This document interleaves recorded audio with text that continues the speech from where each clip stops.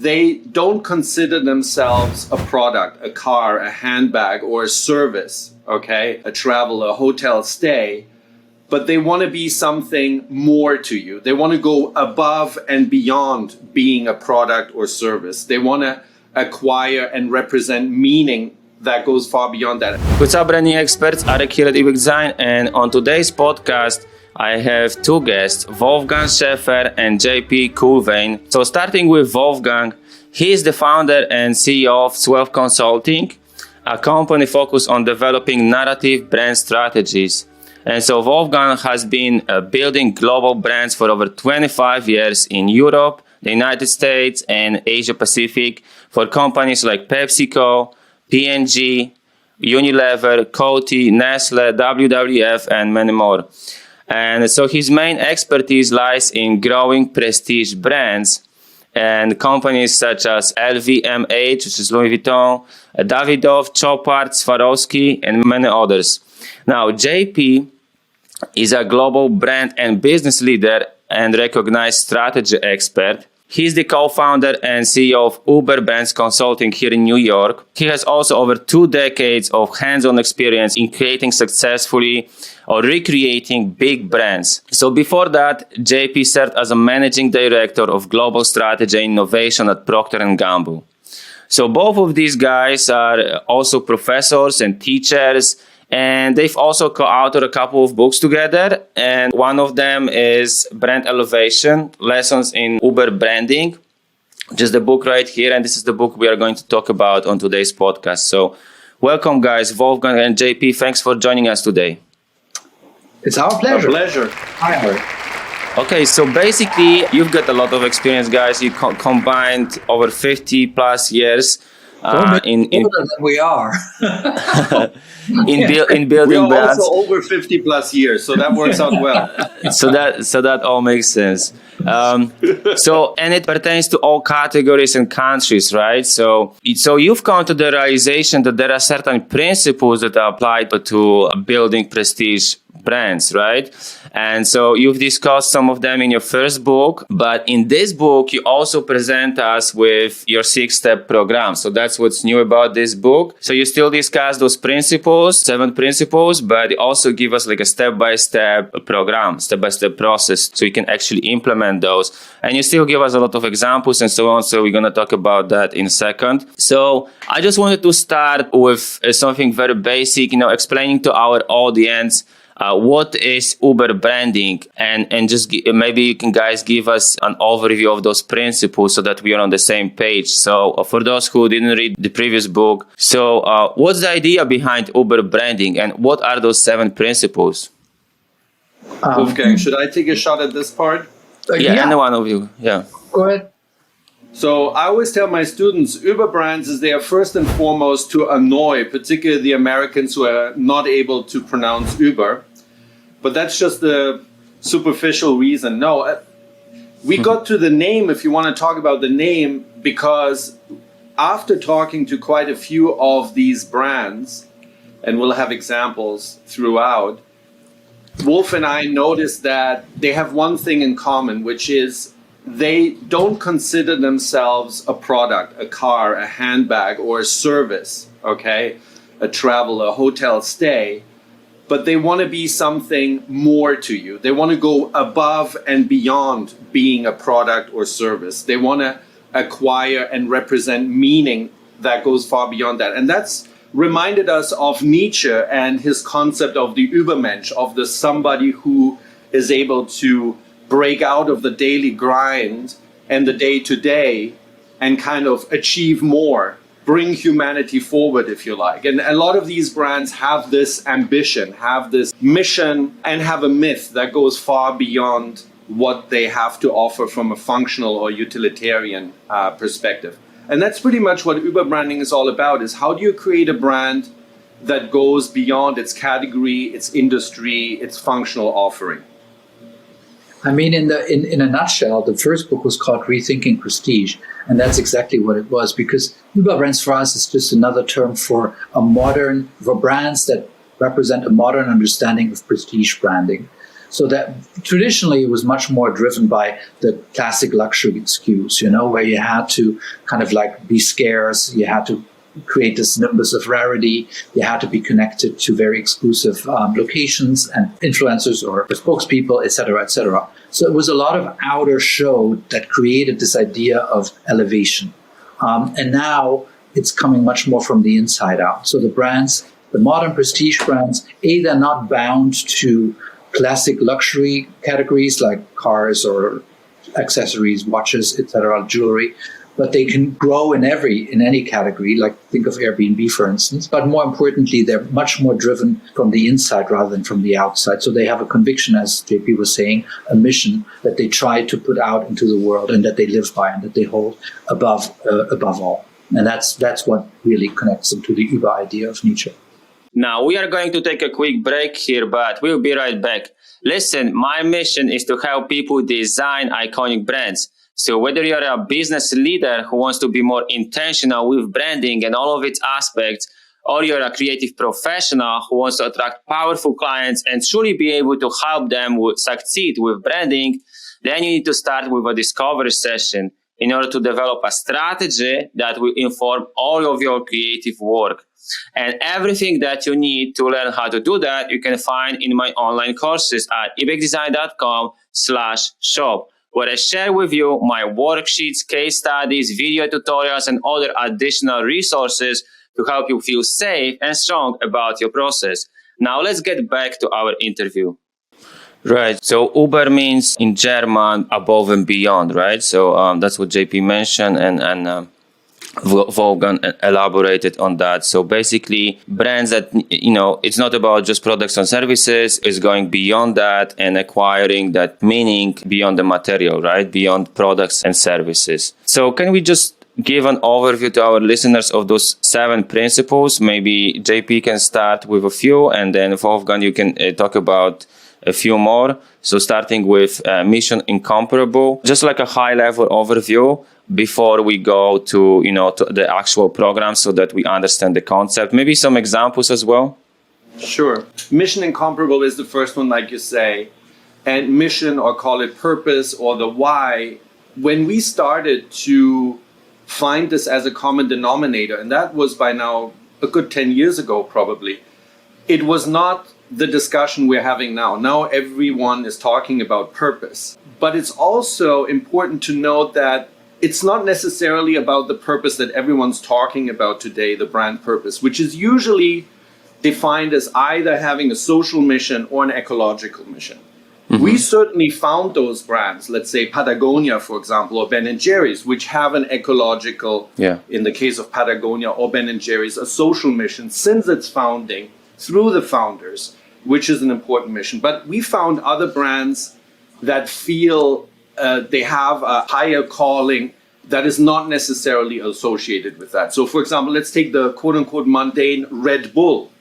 Literally there, the mission is to give you wings. They happen to have it in their tagline as well. But basically, the human dream of giving you wings, letting you do what you dream to do, okay? Giving you superhuman powers, if you want to stay within that framework of Uber branding. So the mission can be anything. It doesn't have to be ecological or sociological, but it's basically a calling that goes way beyond, like you say, the material. So that is the mission. And as you can see from the Red Bull example, also connected to what we call the myth, something that is the kind of meta-narrative, the meta-story that goes way beyond a simple factual story, and that you associate with this brand, and it makes it so interesting. A lot of the luxury brands live, by having this mystique around them. Think of Chanel, for example. So there is this almost left brain and right brain element of mission and myth that are quite central to this concept, for example. Yeah, those were the 2 core principles, number 1 and number 4. But then there's also ways on how they engage their targets, or how they define their targets first and foremost, but then also how they engage with them. So not just like how they set themselves up, but how they deal with others. And there is, you find traditional luxury brands, as we said earlier, were very much built on building kind of like a divide, like a distance between buyer and the brand, putting the brand on a high pedestal so that it's hard to kind of, even like everybody knows the famous situation from Julia Roberts trying to go shopping on Rodeo Drive and not being let into the shops because she's a prostitute. And that was kind of symbolic for the way traditional prestige was built. These days, you find they engage their audiences much more, and they have to, because we're living in a digital age. Everybody can approach everything. Everybody can go on a Louis Vuitton website. You don't need to live in Paris, and you don't need to have like $5,000 in your pocket, Everybody can do it. So they were forced to find different ways of still building this mystique and this distance, something make aspiration, while at the same time being more or less forced to be ubiquitous and easily accessible by everybody, which would kind of bring them down. And they've found very interesting ways by doing that, by tiering, for instance, different levels of access.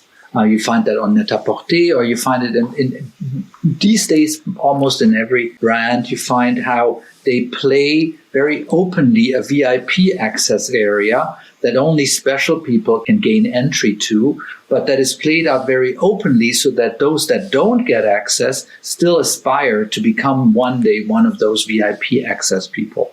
And basically, and then we call that longing to belonging, or the velvet rope. It's nothing different than what Studio 54 did way back in the 80s when they built the velvet rope in front of the club, or whatever every good club these days does. Kind of like building an aura of aspiration and mystique by not letting everybody in, but showing those people that do get in. That's number one. And that I think is another key one. And then the other is also how to sustain and substantiate the myth and the mission. So it's no longer okay to just build a lifestyle around a product. You need to really live it through all your products and services. So being very much built inside out.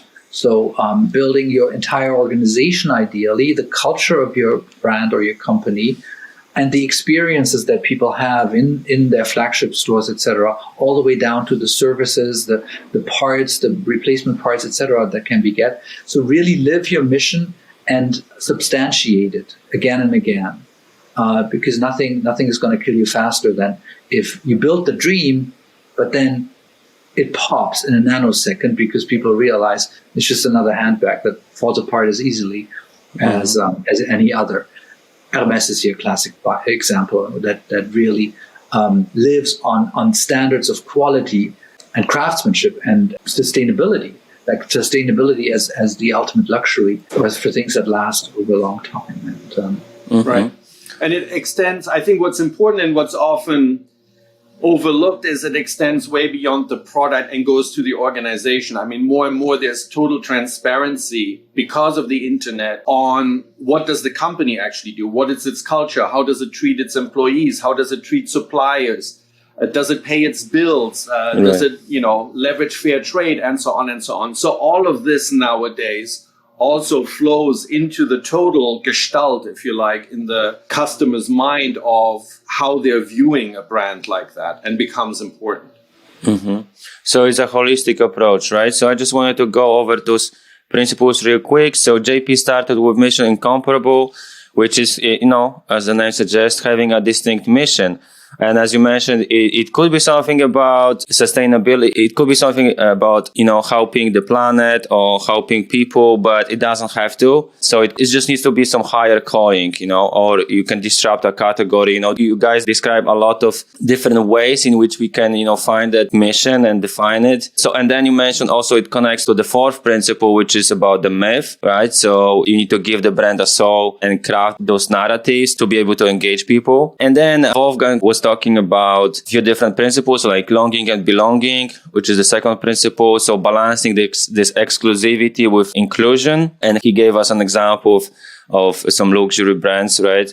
So there are a few other principles like unselling, So mastering the art of seduction rather than just outright sales, loud sales and pitches. That's another principle. Behold the product. So making your product manifest that myth. So that's what you guys were talking about as well. So it's a holistic approach. It's also about the culture.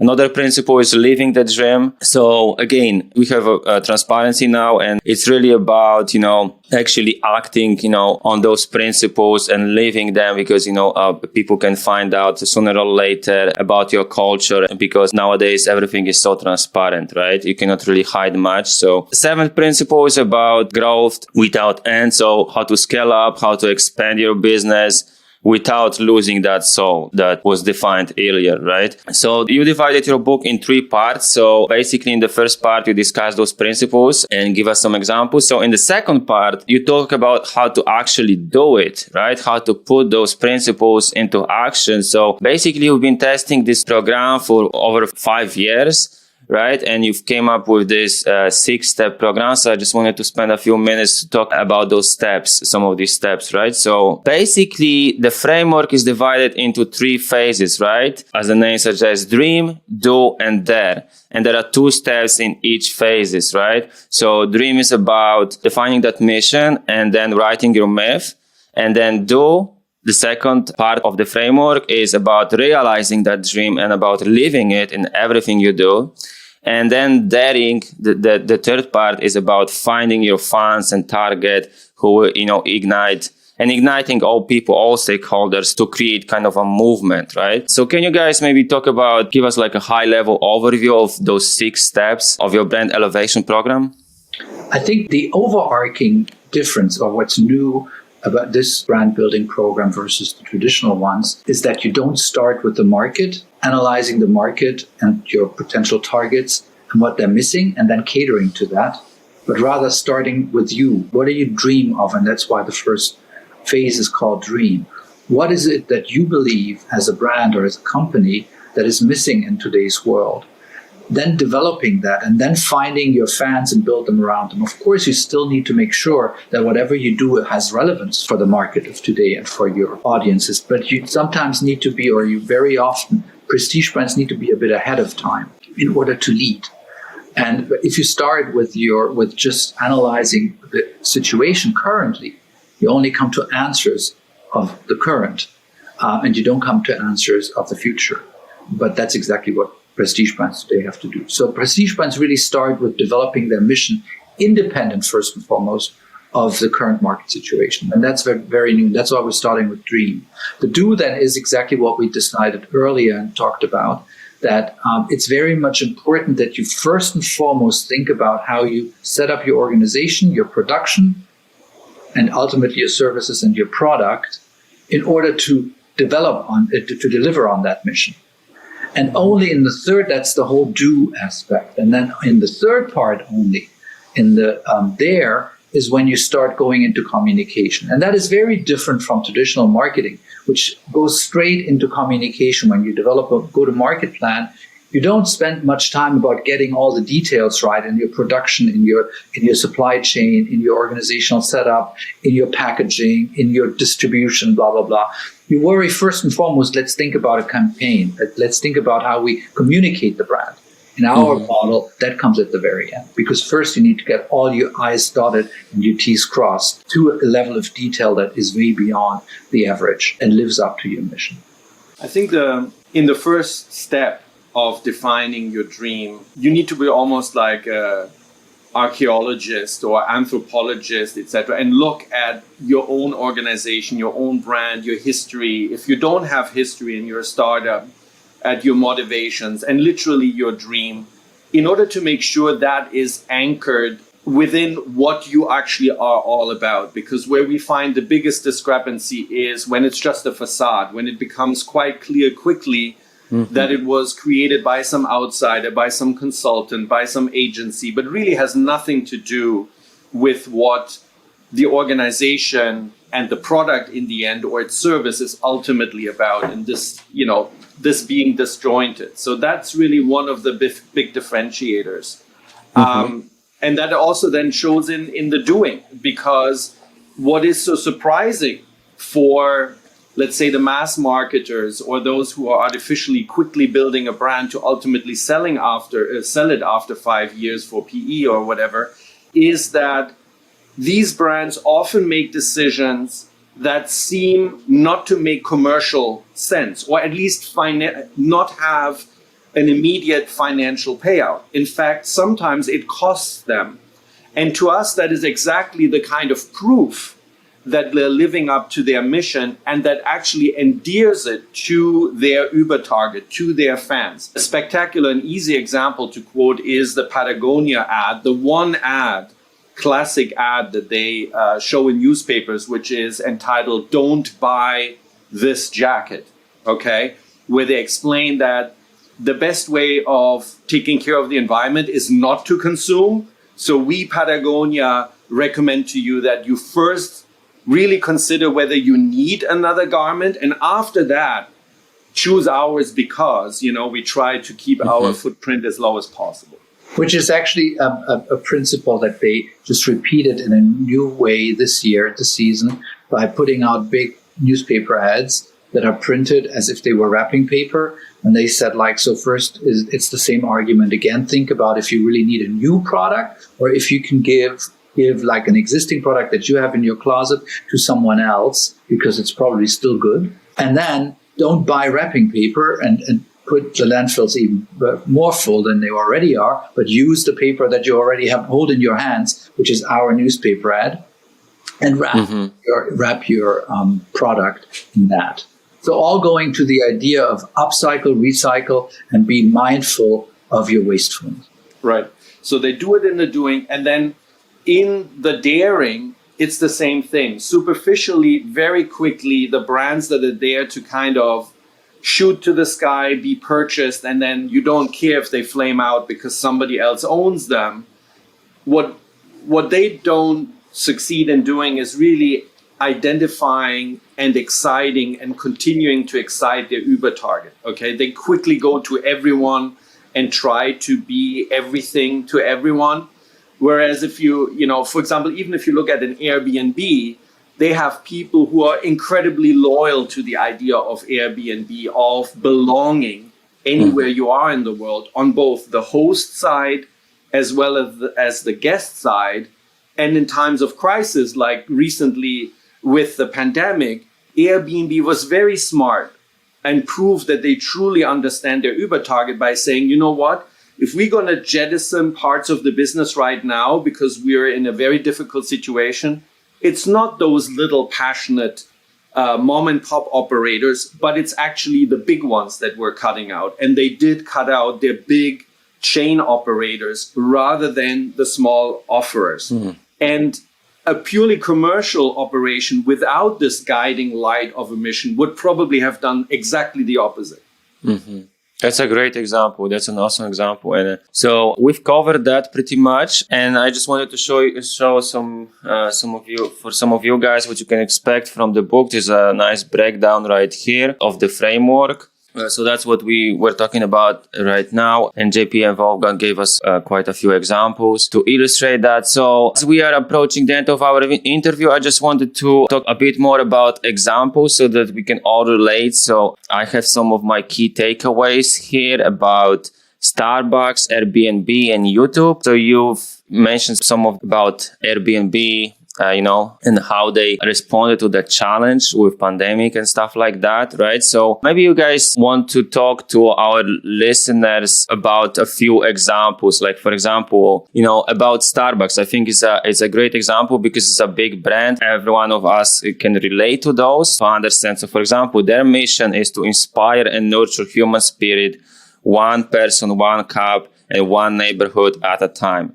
Right. So, and the mission also wasn't always fully lived because there was this perception of the quality and price, and they were not communicating this, enough about why they are different, how they source their ingredients, how they steward the environment, all those other things. They were not communicating enough about, the craft of baristas, and you've pretty much described this in detail in the book, how it actually works, what actions they took, like, for example, organizing barista Olympics, celebrating barista crafts, so building that culture from the inside to be able to, mobilize and have all stakeholders believe in that mission so that it manifests itself to the outside world as something, honest and truthful. So can you guys talk a little bit about that?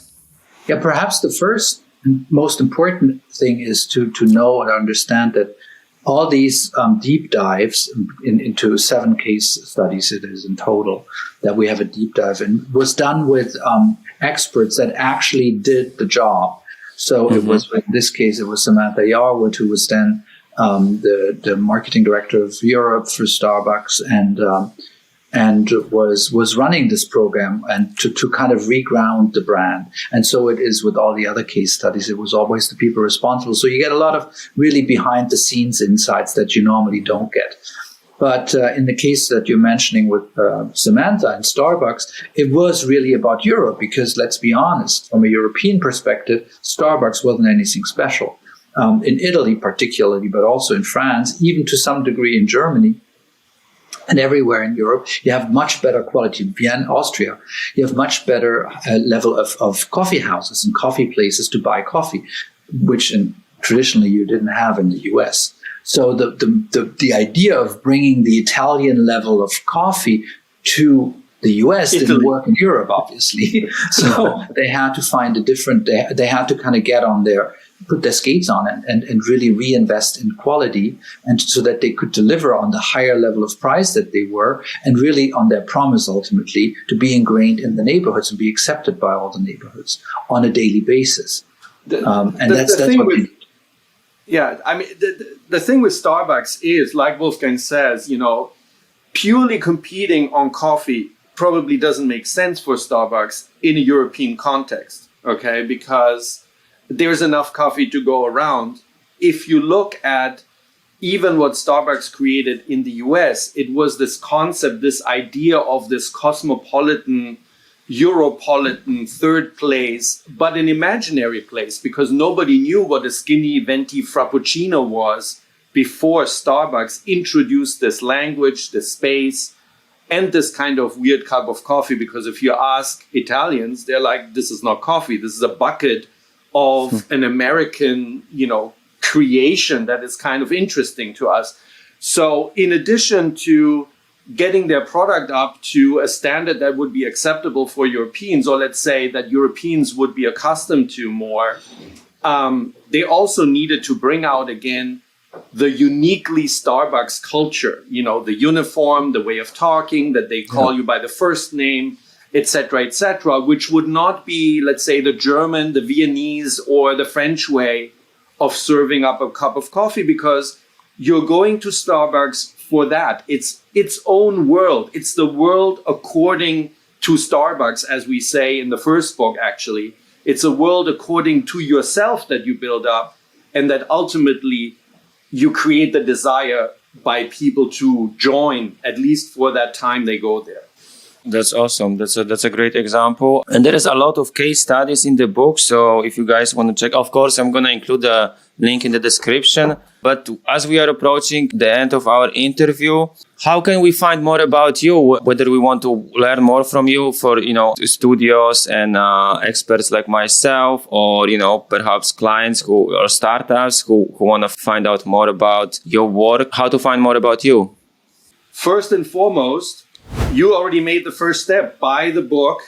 So we've got 2 books. One is, if you like, the model and the theory. It's rich in examples that really gives you the mindset. And the other one that you hold in your hand, which is Brand Elevation. So the first book was Rethinking Prestige Branding, is really meant to be a step-by-step guide, because we got exactly the same questions you now asked over and over, so that after a couple of years, it hit us in the head and I said, we really should have a guide for all these startups and students and so on. And then if you have questions after that, it's easy. Just Ueber-Brands, impossible to pronounce, and know that it's a UE, and you will find all the resources, because our search engine optimization is truly optimized. Yeah, for you guys Wolfgang, who don't know, say? Is UE, that's the difference between Uber and Uber. Oh, yeah. Uber is no Uber nothing brand. to do with Uber. Uber is the opposite of Uber.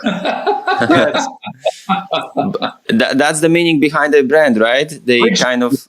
Yes, originally that's how Uber, and then it was yes, that's how they started, and that's what inspired them. Unfortunately, they did not. They committed the major mistake that we were talking about. They did not deliver from a cultural and from a product and service standpoint. They did not deliver on the promise that they set out, because they weren't treating their people to the level they should, and we're setting up a system that was built on exploitation rather than on mobility that raises everybody.